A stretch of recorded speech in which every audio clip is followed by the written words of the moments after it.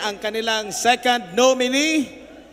Isa rin sa mga matatapang na nagtatanggol sa bawat Pilipino. Walang iba, Dr. Lorraine Badoy. Isang malakas na palakpak!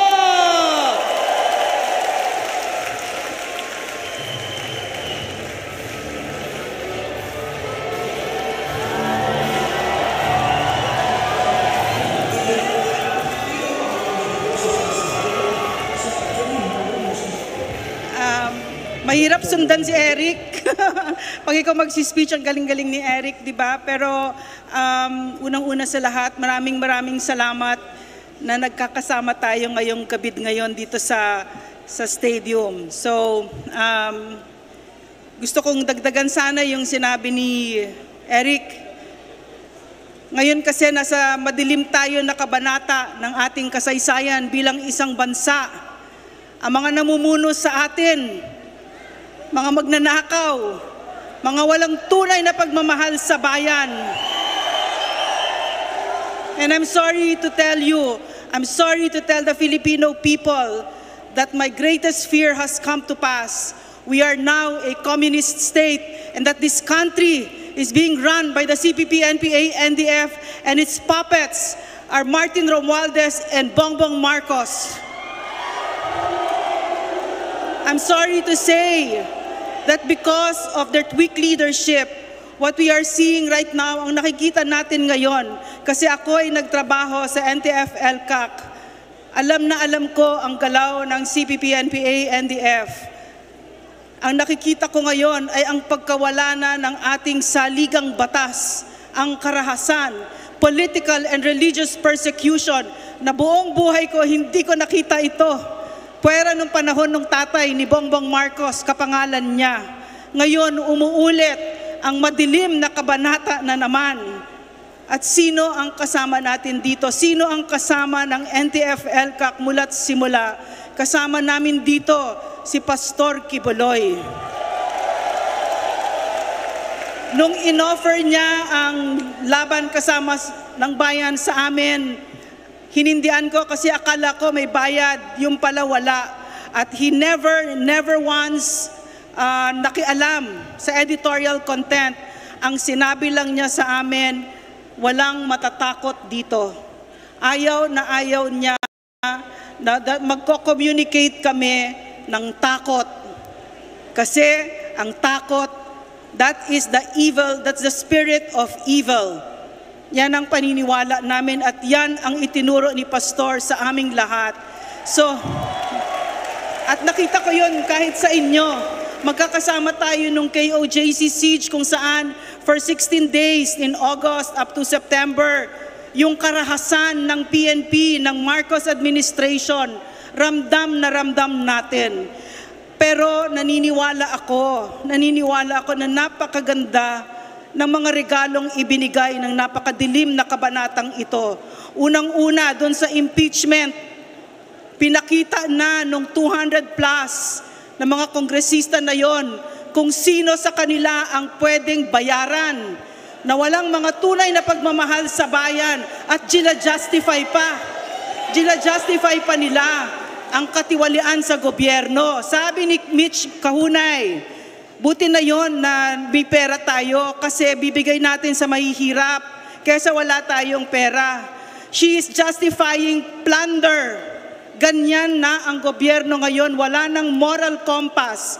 Ang natutunan ko kay PRRD nung kami nagtrabaho sa kanya, 2 utos, 2 lang. Number 1, huwag kayong magnakaw sa Pilipino.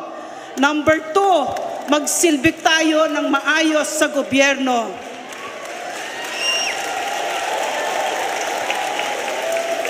My life and the life of Pastor Quiboloy has converged and I've always believed na hindi yon aksidente kasi lahat ng mahal ni Pastor, mahal na mahal ko din. Mga indigenous peoples, pinakamahihirap, lahat yan. No? So, nakita ko kay Pastor yung dedikasyon na hindi ko nakita sa ating mga leaders.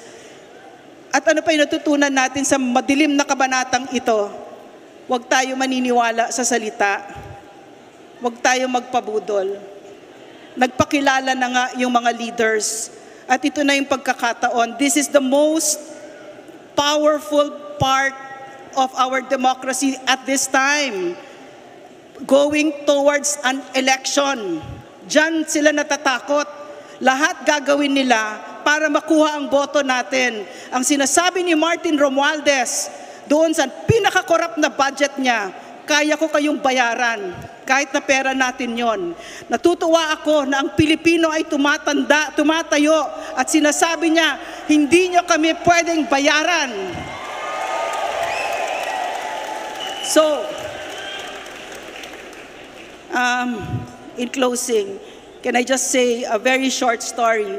Nung panahon ko kay PRRD, umakyat kami sa bundok para doon sa Rano Massacre. Doon sa Rano Massacre, sa Tagum, 73 na mga indigenous peoples ng Tagbanwat tribe ay pinagpapatay ng NPA habang sila ay nagsisimba. Mga batang maliliit, pinagbabaril sila at pinagtataga, pinagpupugutan pa ng ulo. No, so umakyat kami doon at meron ako nakilala si Ate Helen. Sabi ni Bay Helen, nung panahon ito ni PRRD, namatay yung asawa ni Bayi Helen, pinugutan ng ulo, isang pastor, at yung 4 na anak niya. Nagdanak ang dugo nung araw na yon sa Rano.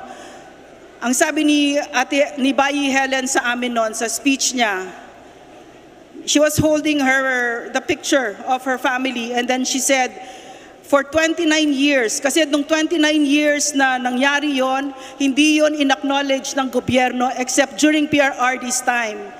For 29 years, sabi niya, hindi ako umiyak. Pero ngayon, nandito na ang gobyerno, pwede na akong umiyak. So yun natutunan ko kay PRRD at saka kay Pastor. Gusto ko lang na ang gobyerno natin ay nandyan para sa ating pinakamaliliit na mga kababayan, na nandyan sila, meron silang kasama. Pero ngayon, anong nangyari? Kanina nalaman ko na yung House of Representatives nagpadala na naman ng show cause order, pangalawa, para sa mga vloggers. So, napakadilim. Yeah, correct. So, the freedom of expression, tinuro sa akin ni PRRD, is the highest expression, the highest right, the highest right among other rights. So, yung masakit sa atin yung nangyari kay Pastor. Diba? Pero, ako'y natutuwa na nakilala ko ang KOJC. Nung panahon ng KOJC siege, nakita ko yung tatag ninyo. Nakita ko nung parating na yung libo-libo na mga PNP, libo sila na fully armed. Libo. Nang natakot ako talaga noon, nang nilabot ako, narinig ko dito sa baba, na sa 3rd floor ako noon, nakita ko yung mga KOJC nagkakantahan kayo. Hindi man lang malungkot na kanta. It was a song of victory.